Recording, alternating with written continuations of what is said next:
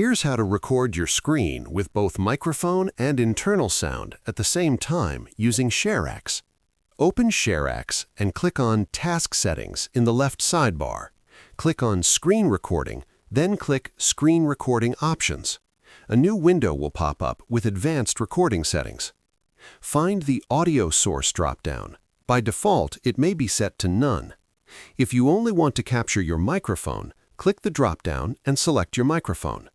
If you only want to capture internal sound, for example, audio playing from a video, click Install Recorder Devices. Once installed, go back to the Audio Source drop-down and select Virtual Audio Capturer. If you want to capture both your microphone and internal sound at the same time, select Virtual Audio Capturer as your audio source. Then find the additional command line arguments field and paste in the command from the description, making sure to replace the microphone name in the command with your actual microphone name. Once everything is set, close the window and start your screen recording.